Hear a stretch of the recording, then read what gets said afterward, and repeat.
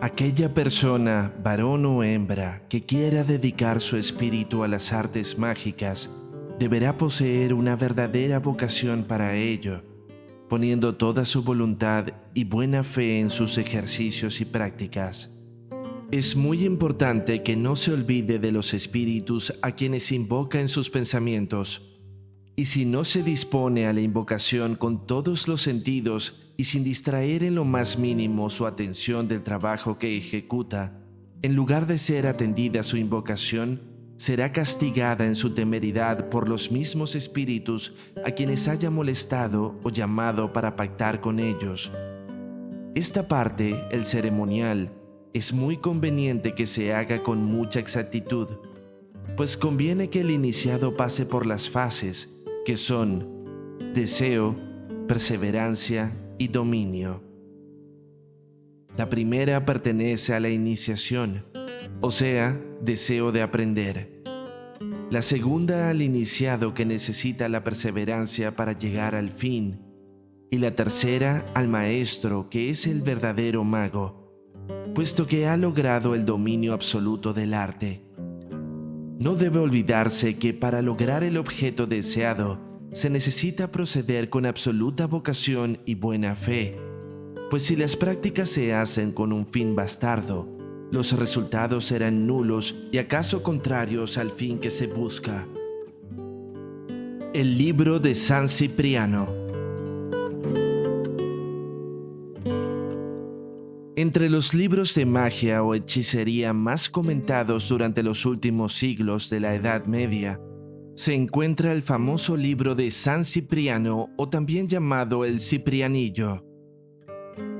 Este texto corresponde a la literatura de los grimorios, y al decir que es el más comentado, nos referimos a la conversación vulgar de la gente que a través de medios sobrenaturales quiere conseguir poder, riquezas, fama, recuperar su salud, obtener venganza, conseguir el amor, etc.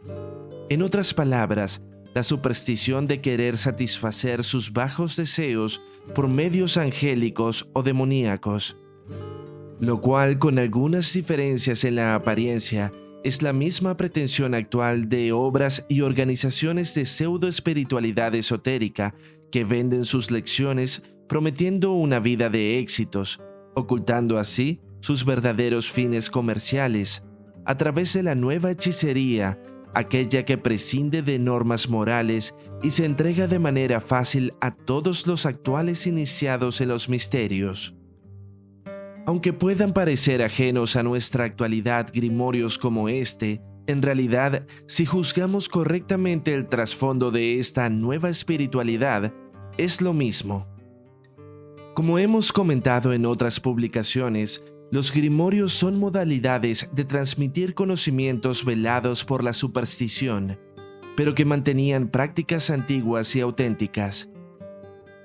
Este libro se le atribuye a San Cipriano de Antioquía, un santo varón convertido al cristianismo, pero que antes de su conversión era ya conocido como un destacado filósofo y mago, obrando para el servicio de la gente grandes prodigios.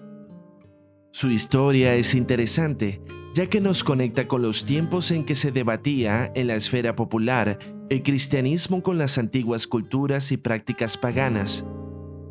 Sobre su biografía se superponen las tradiciones más auténticas, aquellas que nos remiten a este iniciado en los antiguos misterios greco-egipcios del siglo III, nacido en una familia que daba culto a Afrodita, derivando de ella su nombre Ciprianus, en alusión a la isla de Chipre, la isla de la diosa Afrodita. Además, a esta tradición se suma la oralidad, que agrega todas las creencias y costumbres tendenciosas que sirven a la intención de la nueva religión y que quedaron inscritas en la leyenda dorada, la cual es una obra que reúne los distintos relatos hagiográficos o relatos de la vida de santos. De esta tradición se nos indica que su conversión a la fe en el Cristo se debe, según su historia pastoral, utilizada para convertir a la gente común, a la imposibilidad de obrar mágicamente del demonio sobre una mujer que se había bautizado cristiana. Por este motivo, Cipriano el Mago, al ver la impotencia del demonio respecto al Dios de los cristianos, reniega de él y se convierte. Desde aquel momento su historia se hizo leyenda y se comentaba como ejemplo para los cristianos comunes que adoptaban la fe y seguían sus prácticas, más por miedo que por amor. Entiéndase la importancia que tenían para la expansión del cristianismo estos modelos de santidad y conversión, ya que las personas que se debían convertir provenían de la antigua religión del imperio, así como otras denominaciones que existían en el Imperio Romano y que han sido englobadas con la denominación de paganas. Aunque las personas se convertían, ya sea por conveniencia, por obligación o por cualquier otro medio y motivación que el Espíritu Santo considerara adecuado para el cumplimiento del mayor fin y bien, esto es la salvación de las almas, esta gente, en su mayoría personas de vida sencilla y sin gran formación, aunque se convirtieran, seguían practicando sus viejas costumbres, las antiguas tradiciones de sus familias, a veces en paralelo al culto cristiano y otras veces con prácticas que eran asimiladas por el propio cristianismo. Por este motivo, siempre tendían a estas prácticas y creencias, así que para estas personas era conveniente contarles la historia de estos santos con fines pastorales para que no incurrieran en prácticas que no solo son paganas, sino que claramente demoníacas, puesto que si los dioses en realidad no existen, pero los prodigios y los milagros sí existen y los paganos los habían presenciado, entonces su causa debía ser atribuida a un demonio, a un ser espiritual e inteligente, corrompido y envilecido, que les quisiera conducir a la condenación. A la demonización de la religión pagana la respalda en este caso la vida de San Cipriano, que siendo un pagano, sus artes oscuras no pudieron con la sencillez y pureza de una devota cristiana, y más vale a los buenos cristianos seguir su ejemplo y alejarse de todas esas prácticas malignas. La historia publicada que acompaña a este libro nos habla de las artes de las que se vale el diablo para conquistar a las almas, incluso a las almas de sabios y filósofos como Cipriano.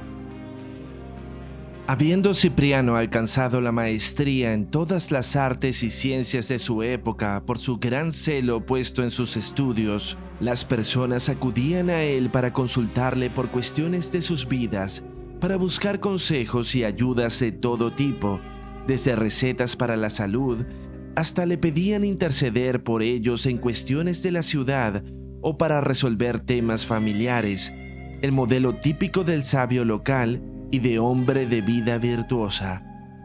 De su celo, amor y curiosidad por las ciencias se vale el demonio para llamarlo.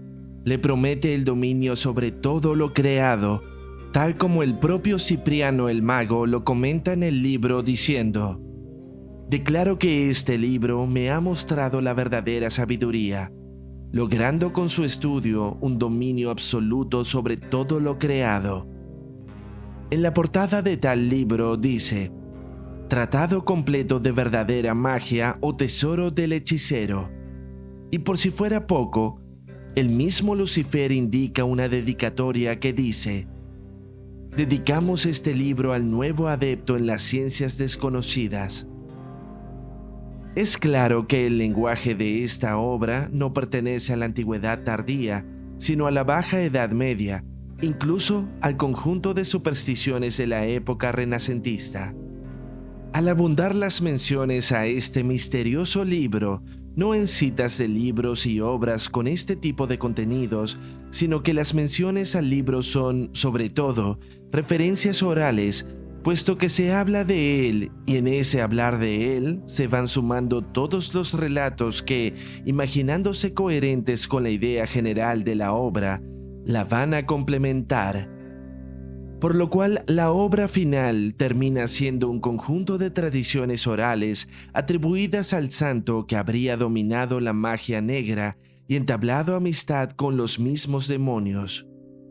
Si bien el contenido de la obra se remite a San Cipriano, quien tras convertirse al cristianismo muere mártir junto a Santa Justina por orden del emperador Diocleciano, el texto no nos viene directamente de San Cipriano, sino de un monje alemán del siglo XI llamado Jonás Sufurino. El libro cuenta la siguiente historia. Jonás Sufurino es monje y bibliotecario en el convento de Brocken, junto a la mítica montaña donde, dice el texto, según antiguas leyendas, los diablos y las brujas celebraban sus aquelarres y danzas macabras. Para conocer a este particular hombre, dejemos que su presentación la haga el propio Jonás, por lo cual citamos el texto. Yo expongo al orbe entero que lo que en este libro se contiene es verdad. Yo era un incrédulo, pero la evidencia me sacó de mi error. Aficionado desde niño al estudio de las ciencias, cuando llegué a la edad de hombre no había conocimientos que yo no hubiese profundizado, pero en el fondo de todos ellos encontraba el vacío. Mi alma entonces se agitaba, sedienta por descubrir la suprema verdad secreta. Cuando profesé de monje en el monasterio de Brocken, consecuente con mis aficiones, solicité el cargo de bibliotecario y allí, en su vasta y antiquísima biblioteca, me aislé por completo, pasando los años en los más profundos y misteriosos estudios. En esta biblioteca el monje se encontró con muchos volúmenes que trataban de las artes mágicas, y esto lo indujo a una serie de reflexiones, pues se enfrentaba a las bases de su propia fe religiosa. Reflexionaba durante el día acerca de la existencia de los espíritus angélicos y demoníacos. Se preguntaba por la posibilidad de que estos espíritus pudieran tener relación con los humanos. Sobre esto, ¿qué decía la Biblia? ¿Qué han dicho los padres y teólogos de la Iglesia? ¿Se incurre en pecado al contactar con ellos? Todas estas cuestiones lo acosaban en la soledad de su celda y durante el día entre los polvorientos libros de la biblioteca. En esa soledad, armándose de valor, resuelve ejecutar las prácticas que aparecen en los tratados. Así, en una noche de helado invierno, bajo un cielo negro, desgarrado a veces por la luz de los relámpagos y escuchando el estruendoso ruido de la lluvia que golpeaba los vidrios y techos del monasterio, se decide a concretar su empresa. Por supuesto, ningún monje debía enterarse. Jonás esperó en silencio a que todos los monjes se retiraran a sus celdas y mientras estos dormían, salió en silencio del monasterio, encaminándose hacia la montaña más alta. En el camino era azotado por un brioso viento que le dificultaba su avance. El texto entonces nos dice: Cuando estuve en lo más alto, me detuve. Los relámpagos cruzaban incesantemente por mi cabeza. Yo persistía en mi propósito de invocar al rey del Averno. El huracán se estrellaba contra mi cuerpo y retorcía mi hábito monacal. Pero yo, firme como una de las rocas que tenía bajo mis pies, ni me amedrentaba ni vacilaba en mi empresa. Juzgué entonces llegado el momento de llamar al diablo. Si es verdad que existes, grité con voz tonante, oh poderoso genio del Averno, preséntate a mi vista. Y al punto, en medio de un relámpago formidable, se apareció el espíritu infernal que había yo invocado. ¿Qué quieres de mí?, dijo. Quiero, le respondí sin inmutarme, entrar en relaciones contigo. Concedido, repuso. Vuélvete a tu celda. Allí me tendrás siempre que desees, pues sé lo que quieres. Te revelaré todos los secretos de este mundo y de los otros. Te entregaré un libro que será como el catecismo de las ciencias secretas. Catecismo que solo podrán conocer los iniciados. El libro que el genio del Averno le entrega escrito en hebreo y sobre pergamino virgen es el que había pertenecido a San Cipriano.